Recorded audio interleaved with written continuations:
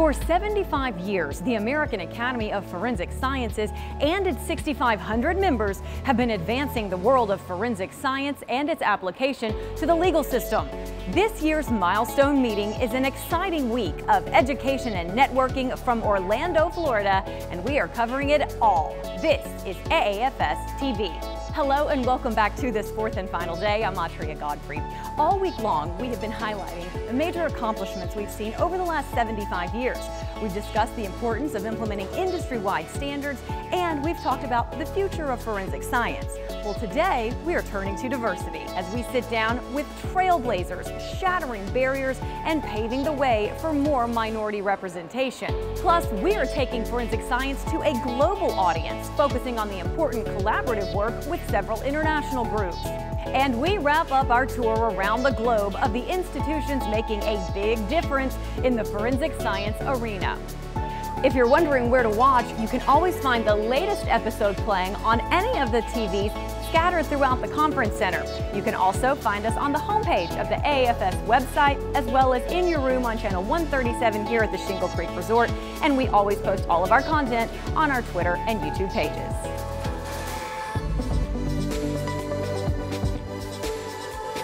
We kick things off today with a true trailblazer. Joy Carter was the first African American to be named Chief Medical Examiner in the history of the United States. She spent more than 35 years as a forensic pathologist and joins us here this morning to talk more about her highly decorated career. Thank you so much for your time. Thanks for having me. Let's get started with that glass ceiling that you absolutely shattered.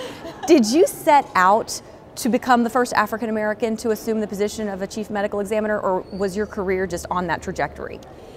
I set out to become a chief medical examiner, and I was so happily chosen by the late Dr. Joe Davis to train me. He mentored me when I was in high school. I just had this ambition after seeing an autopsy at the tender age of 14 that that's what I wanted to do. And I found him through articles, and he kept me going until we met in person when I was in medical school. And by that time, he had just filled me with the nobility of the field, the neutrality, the need to know how the body functioned inside and out. And when I became a forensic pathologist, I really had no idea that there weren't any African Americans before me, and that there were no chiefs at that level. What is your advice to other minorities who might be looking at you thinking, man, I really would love to achieve everything she has? Well, I think it's so important now. I always said I might be the first, I will never be the last. And so I think if this is your interest, test it out. Perhaps do an external rotation, talk to somebody like me, and do it. We need more people. We need diversity everywhere, and particularly in death investigation. I mentor students around the world. I keep them going, but I tell them the nuts and bolts. If this is not what you want to do, then don't do it. But you can do some good. You keep your wits about you. You're neutral. You're a fact finder. You're a documentarian for the person that died. We speak for the dead. All right, let's talk about your career. It's taken you everywhere from the District of Columbia all the way to California over your 35 years. Has anything stood out to you? Any case in particular that's really taken hold of you? You know, I started out on a military scholarship, which paid my way through medical school. So I was actually able to work at some of the major bases around Washington, D.C. So I still remember the Jim Jones cases that came in. It gave me a strong interest in decomposition and what poison does to the body. When I was the chief medical examiner of Washington, D.C., I actually had to examine one of my own employees. So that thing about never get involved, sometimes you have to as the chief. And I've had so many different cases around the world, around where I have worked, in Houston and New York and Miami, even in California. And I always say the worst case is always the next one. They're highly individualized, and I've been able to maintain my sense of compassion all of these decades. That's tough to do in this field, I would assume. It is. You know, there is a push currently to make sure that diversity efforts within the forensic science community are tended to. What is your thoughts on that, and how might, like I said, minorities who are looking at you make sure that they are given the opportunities to help them succeed? Well, you know, we've had so many issues with diversity and access to care with minority people. There is a mistrust that exists. You go back to the Tuskegee experiment, you go back to the HeLa cells, you go back even to looking at the virus and the people who died from not having access or not trusting.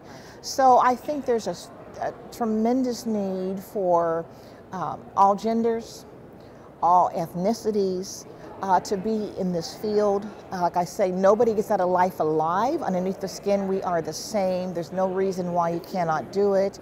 It's not particularly just a male-designated field.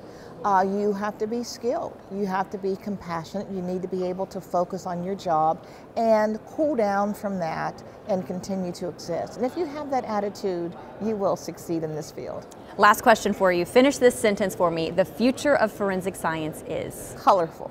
Oh, I love that. So well said. Certainly, thank you so much for your time this morning, and congratulations on such an incredible career. Thank you for having me. And we continue our conversation now about the changing face of forensic science with Diversity Outreach Committee member Joe Trevino and AAFS fellow Kelly Knight. Welcome to you both. Hi, thank you. Let's talk about what the Diversity Outreach Committee is. Sure, the Diversity Outreach Committee is an AAFS committee devoted to highlighting and promoting diversity within AAFS, our own academy, and forensic science. Why do you think this was necessary, and why did you want to become a member? I think all of us want to see ourselves represented in forensic science, and I think that's a huge part of wanting to belong to something. So I think that was started because people did want to belong. Kelly, I see you nodding along. You agree? Everybody wants to feel included and like they belong, so I agree. Absolutely. Okay, let's talk about what some of the goals are for this committee.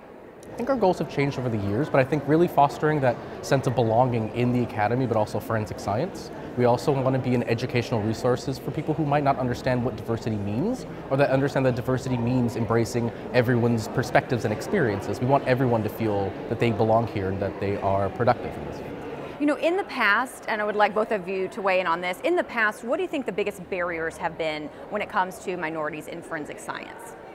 I mean, I think representation is one thing for sure, right? So like if you don't see yourself in the space, it's really hard for you to feel like you belong. If you don't feel like others acknowledge and address the unique needs that you have, regardless of what those needs may be, because like Joe was saying, in terms of understanding what diversity means, a lot of people automatically think racial diversity, which of course is important, but there's so many other things that are important in regards to diversity. Like, for example, I heard the president-elect mention that we have a mother's room for the first time. And I mean, that is diversity, acknowledging that there are people here with unique needs, and it's difficult for them to be a part of something like the academy if we don't acknowledge and address those needs. I love the way that you put that. We need to open this up to more than just acknowledging race. You agree? But I think that the barriers sort of change depending on who you talk to. Unfortunately, different minority groups or marginalized groups face many different barriers, so it really depends on who you ask. Representation is one of the bigger ones though, just seeing yourself represented. Sometimes it's access, sometimes it's not knowing that those opportunities are there. What is forensic science? Can I be there? You can. Right. Yeah. Kelly, you are molding the young minds at George Mason University. You are a STEM accelerator. You talk with and teach these young girls at a very young and critical age, really. How important do you think it is for these young girls to see you, to see a minority in this, you know, to reach the levels that you have? Absolutely, it's so important. You know, research shows that at middle school, we really start to see a decline in girls who are interested in STEM and STEM fields. And so the younger we can get them, the better, right? When we can capture them when they're still excited and interested before we get them all jaded about, you know, all of the negative stereotypes that come with being a woman in STEM, you know, the better it is we can provide them with the skills that they need in order to be successful as they continue not only through their elementary, middle, and high school years, but as we think about college and post-college, which is often a forgotten period of time where they still need that support. Is it a situation where girls just think, oh, that's typically been such a male-dominated field, I don't even think about it, or they are a little intimidated because, like you said, they don't see themselves there. They don't see a lot of women in STEM. That's part of it. I mean, I know, I'll speak personally, like I can come to this academy now with, you know, red lipstick and animal print and leather, but, you know, when I was younger, I would have never imagined that showing up as a woman in my full authentic self would be accepted in forensic science or any type of STEM field. And so I think the more we show the different ways that women can show up, that you can be a mom, that you can be into fashion, that you can be all of these quote unquote girly things that are considered like stereotypical girly things, but that's not like what you're limited by. You can still be a scientist, and people, you know, can look at you in different ways without thinking, oh, she's just a girl. You know, she can't do science. Right. You check a lot of boxes. You can check a lot of Absolutely. boxes, and I call that bringing flair to forensic science. That's it. That's it. I love that. All right, Joe. For somebody who may be watching and they might want to become a member of the Diversity Outreach Committee, how might they do so? We do have a web presence now. We do have an email and a contact info, and so we do have members who are on the board. You can contact us if you have ideas, if you would like anything to contribute, if you have a unique perspective we might not know about. Please contact us. Please let us know what we're missing and who we're missing. Wonderful. Well, our thanks to you both, and thank you for all the work you're doing. Appreciate Thank it. Thank you so much.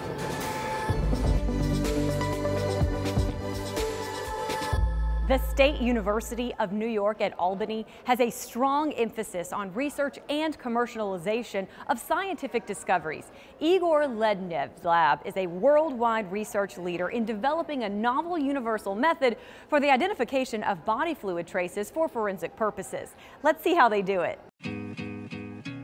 Police use biochemical tests for identification of body fluid traces. These tests are specific to a specific body fluid, and they are, of course, time and labor consuming.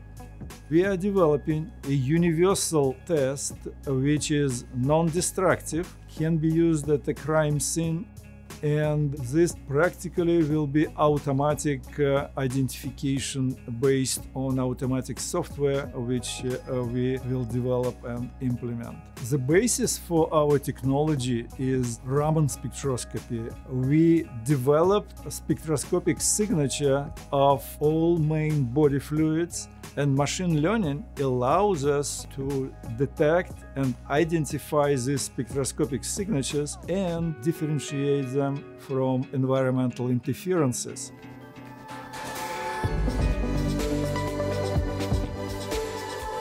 Within the medical examiner community, one name that is most recognizable is Lakshmanan Satyavagaswaran, longtime LA County medical examiner who has overseen a number of high-profile autopsy, and we are absolutely thrilled to have him in studio with us right now. Thanks for your time.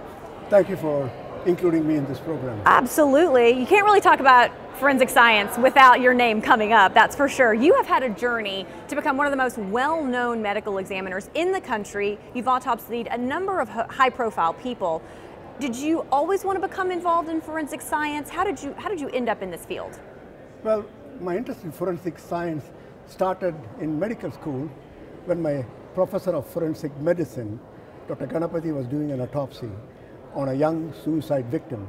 And we discovered she had tuberculosis, which is a communicable disease.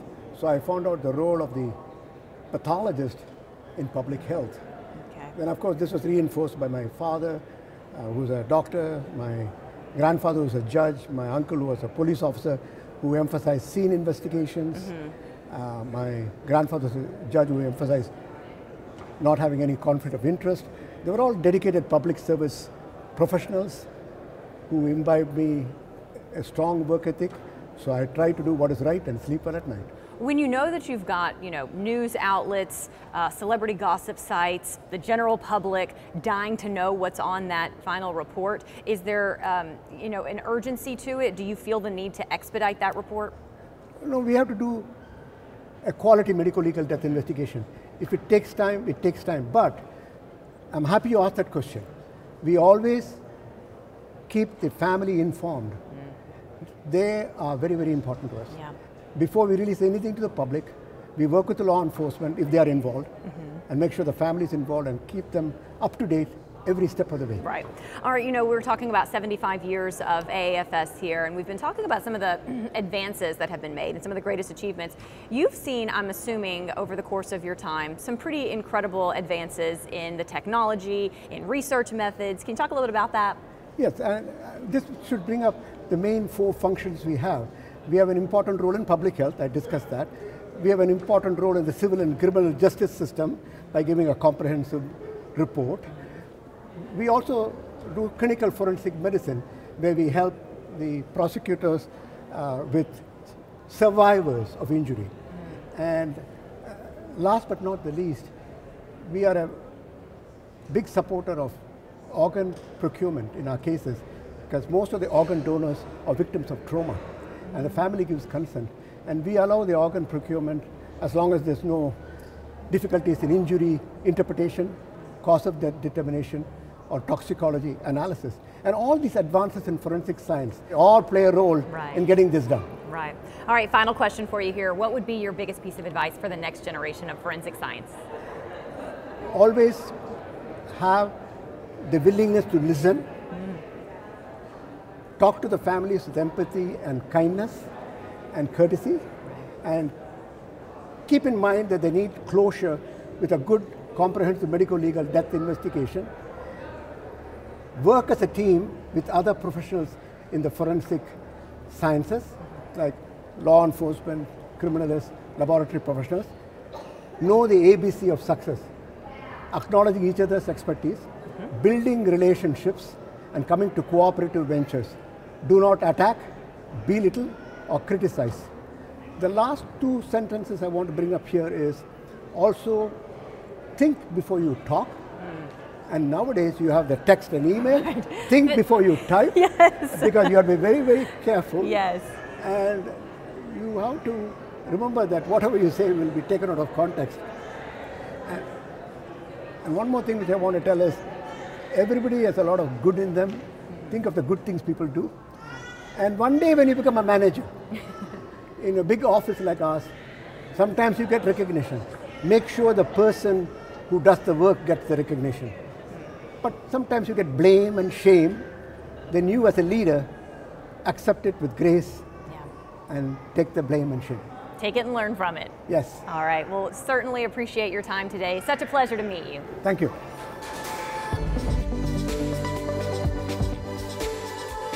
King's Forensics has internationally respected expertise ranging from anti-doping to terrorism offenses, nanotechnology to dry blood spots. They seek to serve the needs and aspirations of society on behalf of King's College London. We head across the pond. King's Forensics is an academic grouping within King's College London, here in the centre of London on the Waterloo campus. Not only do we teach, we do a lot of cutting-edge research. We're also practicing forensic scientists as well. Each one of those informs the other. We benefit from 3 ISO accredited laboratories, including the Drug Control Centre, which is the only WADA accredited laboratory in the UK. I did my MSc at King's, and I genuinely think it's the best course that there is available in the UK. With the help of people like Tracy, people from the police and people in the field, this programme is really exactly what is required. It's an honour really to work in this field, being at the forefront of science and contributing to the improvement in the community and wider field.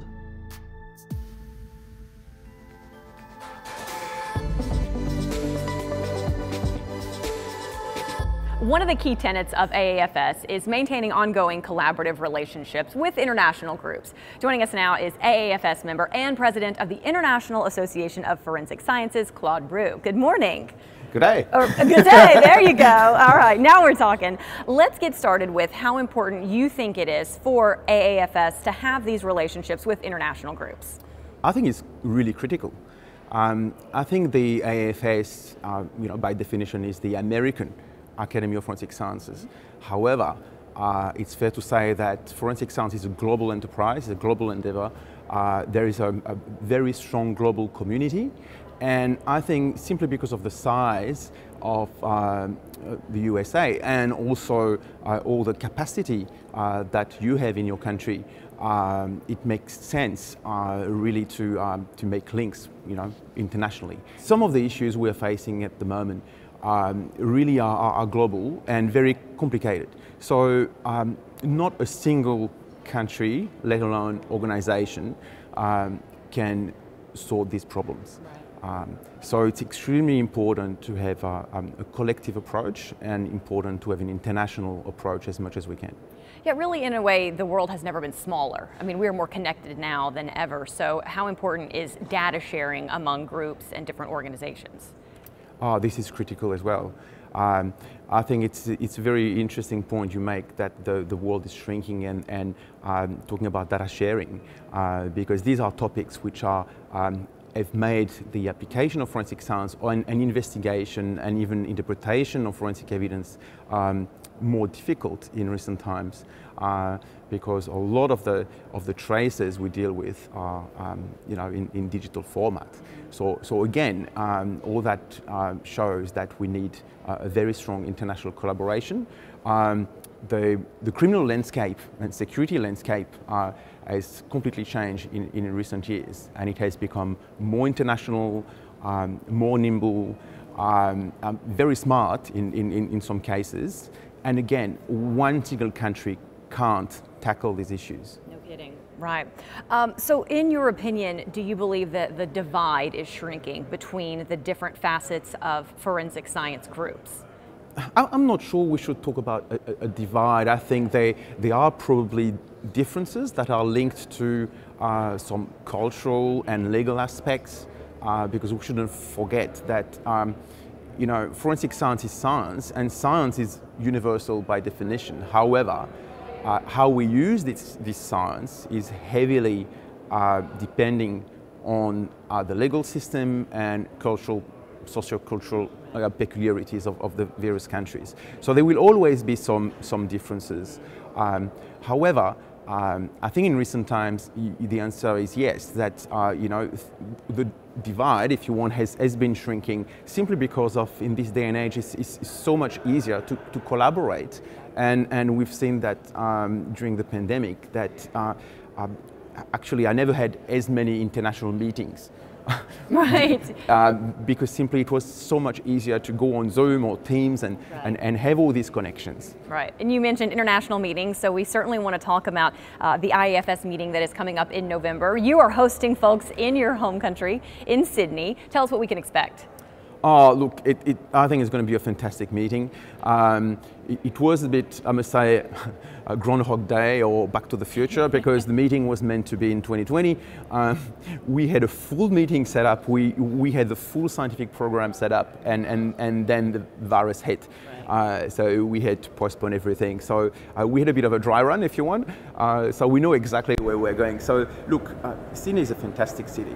It's a very vibrant city. The meeting will be held in Darling Harbour, which is a fantastic place. A lot of entertainment, a lot of things to do. The Sydney Harbour is magnificent. Mm-hmm. I guess more importantly, we put a very strong scientific program in place. So the theme of the meeting is where to from here. Okay. So just going back to all these sort of big challenges, changes in society, changes in crime and security, changes in forensic science, how we are moving from there to be more effective, to have a bigger impact, not only on crime solving, but also things like crime disruption, crime prevention, broader societal issues. Right. And we have 22 disciplines, so it's across the board, but also we are trying to remove silos. Right. So we'll have initiatives to remove all these silos and have a true transdisciplinary approach. So really considering forensic science as one big discipline, if you want, an umbrella. Wonderful. Well, a lot to look forward to. And Sydney's on a lot of people's bucket list, so I'm sure you won't have that many people decline coming in November. Thank you so much for your time this morning. Appreciate it. In studio now is Professor Dragan Primorac, longtime Academy member and organizer of the International Society of Applied Biological Sciences Conference, a sister academy of AAFS. Good morning to you. Good morning. Let's go back to your home country, Croatia, where you recently hosted several Academy members. Let's talk about that scientific conference. Many years ago, we decided to have the conference which is going to bring the leading forensic and the clinical experts in Croatia in order to provide the most comprehensive knowledge in the field of the forensic science and the clinical medicine. So our collaboration with the American Academy of Forensic Science is very long, very successful, and so far we have more than 6,000 participants, 800 invited lecturers, including 7 Nobel Prize laureates. Let's talk about the conference. What were some of the activities, what were some of the things that some of the attendees were exposed to? So American Academy of Forensic Science and the AAFS are trying to have the most influential alliance in the field of forensic science in order to bring the latest technologies and knowledge and make available to every single forensic scientist worldwide. So what we are having lectures, we are having practical workshops, but it's always one mission: to bring the latest technology and make available for every single forensic scientist all around the world. As president of ISABS, why is it important to have an alliance with AAFS? So we decided many years ago that without knowledge, without science, without technology, we cannot fight a crime. And as you know, it's becoming a huge problem worldwide, international terrorism, international crime, and without this strong alliance, without education, we are not able to make a progress. So it doesn't matter if you live in the States, in Croatia, Africa, Asia, if you are not connected, we are not able to fight the crime. You talk a lot about the connection and about working together. How are these relationships mutually beneficial to each group? It's incredible. As the chair of the International Affairs Committee of American Academy of Forensic Science, together with the leadership of the Academy, we're able to enlarge number of international participants. So just recently we have more 500 of them who are coming, spreading the knowledge, and also what is important, when they come back to their home countries, they're educating local police officers, militaries, judges, lawyers. Idea sharing is the most important concept we would like to deliver to every single country worldwide. As you mentioned, you are chair of the International Affairs Committee. You are wrapping up that position this year. What was your biggest challenge that you faced as chair of that committee? In many ways, to deliver the knowledge, but also to bring leading forensic scientists from every single country to annual meeting for American Academy of Forensic Science. So we support them differently. But what is critical, in my opinion, right now, especially after COVID-19 pandemic, we're able to align together by using internet, emails, webs, and right now I think that every single information which is critical for them, it's available. Right, that's true. We had to get creative during the pandemic. You're right. So you talk about one of your biggest challenges during your time as chair of the International Affairs Committee. What was one of your greatest accomplishments, something you're most proud of? So let me tell you, right now we have a huge alliance. On my email address, I have more than 15,000 forensic scientists all around the world. So every time when we have to deliver information, when we have to share information, we have people available immediately. And I'm incredibly proud to have American Academy of Forensic Science as a partner to International Society for Applied Biological Sciences, because we regularly meet, we regularly talk with the most influential people in every single country, including presidents, Minister of Foreign Affairs, Minister of Interior. So we are able to tell everyone basically how to implement forensic science in the regular life. And as Eleanor Roosevelt said once, the future belongs to those who believe in the beauty of their dreams.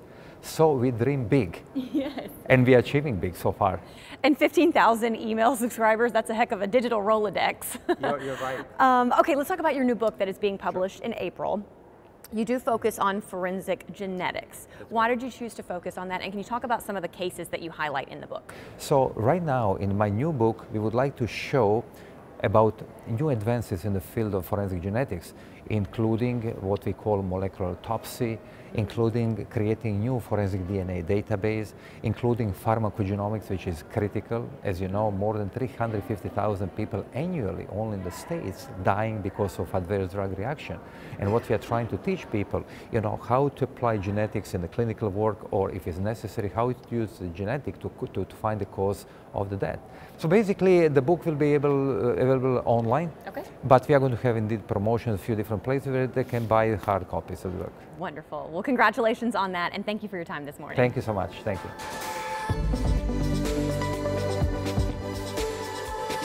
That brings our fourth and final episode to a close. We hope you've enjoyed all the in-depth interviews, the specially curated content, and the videos highlighting the groups and institutions working so diligently to help take the field of forensic science to the next level. We may be wrapping up, but our content isn't. You can always go back and watch all the AAFS TV episodes and films from this week by finding us on the website meeting page, or check out all our interviews and clips on our YouTube and Twitter pages. Thanks for sharing your time with us this week. It has been a true honor helping you celebrate 75 years of the American Academy of Forensic Sciences. We can't wait to see you next year in Denver.